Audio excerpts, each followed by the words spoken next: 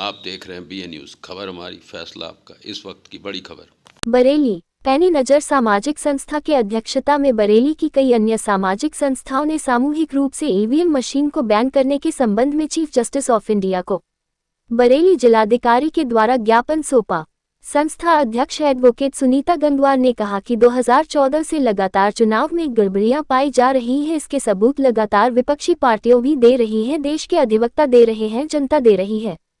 उसके बावजूद भी बीजेपी सरकार चुनाव आयोग ईवीएम मशीन से चुनाव कराने के लिए क्यों अड़ा हुआ है। इससे साफ जाहिर होता है कि ईवीएम मशीन से सरकार चुनाव जीत रही है। जो सरकार जन विरोधी कानून को लाती हो, जन विरोधी कानून लागू करती हो, जनता के हित में काम न कर रही हो, लगातार देश में बड़े बड़े धरने प्रदर्शन सरकार के खिलाफ हो रहे हैं, उस आवाज को सरकार अपनी सत्ता की पावर से दबा रही है। जब अत्याचार की हद पार हो चुकी है तो अब गांव-गांव आवाज उठने लगी है कि ईवीएम मशीन से चुनाव नहीं होना चाहिए, जिसको लेकर यह सरकार के लिए एक चेतावनी है कि अब 2024 का चुनाव बैलेट पेपर से होना चाहिए। देश में जब लोकतंत्र को खतरा होता है तो न्यायपालिका की जिम्मेदारी होती है। लोकतंत्र को बचाने की आज न्यायपालिका से पूरा देश अपील कर रहा है कि चुनाव प्रक्रिया निष्पक्ष नहीं है, इसलिए ईवीएम बैन होनी चाहिए और बैलेट पेपर से निष्पक्ष चुनाव होने चाहिए, जिससे कि जनता द्वारा चुनी हुई सरकार ही सरकार बने। अगर बीजेपी सरकार को ये पता है कि जनता उसे वोट दे रही है, तो जनता उसे हर बार बढ़ चढ़कर बहुमत दे रही है, तो उन्हें बैलेट से चुनाव कराने में क्या आपत्ति है। अगर उन्हें जनता पर भरोसा है कि जनता उन्हें ही वोट दे रही है, तो बैलेट से भी वही रिजल्ट आएगा जो ईवीएम से आया। इसलिए सरकार की नीयत पर शक होता है कि वह ईवीएम मशीन को पकड़कर क्यों बैठी है। देश के बॉर्डर पर किसान बैठे हुए हैं, आखिर क्यों ये धरने पर दर्शन हो रहे हैं। जो किसान 2 साल पहले 13 महीने धरने पर बैठ चुके हैं, किसानों के लिए लाए गए काले कानून के विरोध में आज उन्हें फिर से धरने पर बैठना पड़ रहा है, और इसके लिए सरकार उन पर तरह तरह के धरने को रोकने के लिए कीले आंसू गैस जैसी चीजों को प्रयोग कर रही है।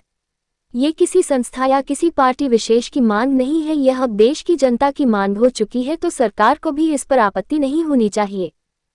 चुनाव आयोग एक जनता का नौकर है, जनता का मालिक नहीं है। इस देश में जनता, जहां लोकतंत्र होता है वहां जनता सर्वोपरि है, और जनता के फैसले के विरुद्ध काम करना, लोकतंत्र के विरुद्ध काम करना। आज ये मांग हम honourable chief justice of India को दे रहे हैं। जो न्यायपालिका होती है वो लोकतंत्र की रक्षक होती है, उसके ऊपर जिम्मेदारी लोकतंत्र की होती है, और इस तरह से गड़बड़ी करके चुनाव जीतना लोकतंत्र को खत्म करने के बराबर। 2024 का ये चुनाव, अगर मोदी जी को इतना ही भरोसा है कि हम जीत रहे हैं, हमको जनता वोट दे रही, राम राज आ चुका है इस देश में, तो मोदी जी को ये काम भी करना चाहिए कि विपक्षी पार्टियों और सबके मुंह पे तमाचा मारते हुए बैलेट से चुनाव कराएं, ताकि वो बैलेट से जीत कर ये साबित कर सके कि वाकई उन्हें जनता वोट दे। उन्हें क्यों डर लग रहा। अभी आप पीलीभीत में देखिए, फ्लैक्सी लगा रखी है कि इस बार 400 से पार।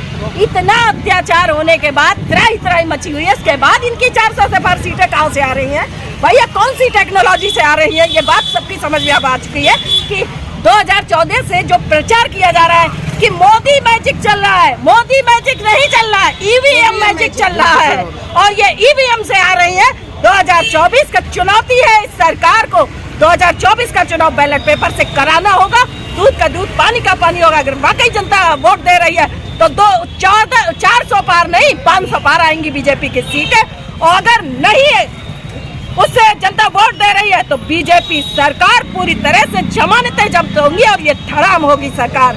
इसलिए आज बरेली के भी अधिवक्ता निकल के आए हैं, मैं भी अधिवक्ता हूँ, और साथ में हमारे साथ एडवोकेट रीता बिलाटिया है, और ये ईवीएम के खिलाफ ये लड़ाई अब पूरे गांव-गांव तक जाएगी, और संस्था पैनी नगर गांव-गांव तक हस्ताक्षर अभियान लेकर जनता का पक्ष सुप्रीम कोर्ट के सामने रखेगी कि जनता इस देश की चाह रही है कि बैलेट फिक्स मैच चल रहा है, यानी कि टेबल पे सारा प्लान तय हो चुका है कि इस बार कितनी सीटें जीतनी है, और उतनी सीटें इनकी जीत के आती हैं। ये सबसे बड़ी बात है। जितना आंकड़ा ये बताते हैं उतना ही आंकड़ा इनका आता है। आखिर इनके पास वो जादुई चीज क्या है जिसकी वजह से इनके आंकड़े बिल्कुल सटीक बैठते हैं। तो वो जादुई चीज इनकी है ईवीएम मशीन। क्योंकि देखिए, मशीन इंसान बनाता है और इंसान ही चाहे तो उसमें तमाम प्रकार की गड़बड़ियां कर सकता है। इंसान मशीन इंसान नहीं बनाती है, इंसान मशीन बनाता है।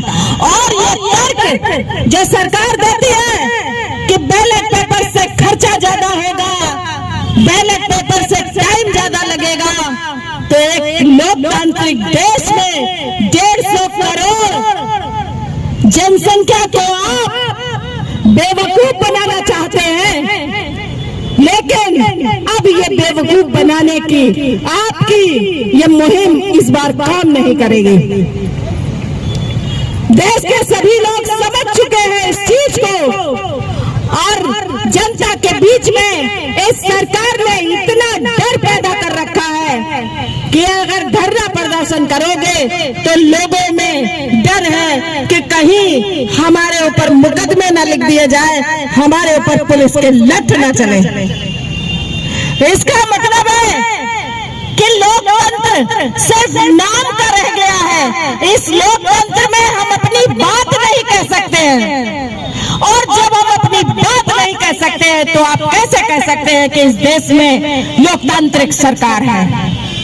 इसका मतलब है कि पूरी तरह से ईवीएम मशीन को हैक किया गया हुआ है। इसीलिए विपक्षी पार्टियों को खत्म करने का इन्होंने तरीका बना लिया है कि इनको चुनाव लड़ाते रहो और मशीन से हराते रहो। धीरे धीरे ये विपक्षी पार्टियां हार हार के ये आर्थिक रूप से कमजोर हो जाएंगी और चुनाव लड़ने लायक नहीं रहेंगे।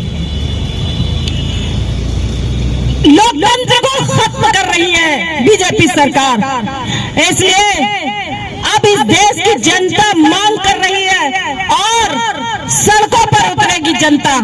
लगातार ईवीएम के खिलाफ धरने प्रदर्शन हो रहे हैं, लगातार दिल्ली में सुप्रीम कोर्ट के अधिवक्ता इस लड़ाई को लड़ रहे हैं। और मैं इस देश की जनता से अपील करती हूँ कि आपके वोट का अधिकार अब छिन चुका है, और इस अधिकार को अगर आप वापस लेना चाहते हैं तो अब आपको बैलेट पेपर से चुनाव कराने के लिए घर से बाहर निकलना पड़ेगा।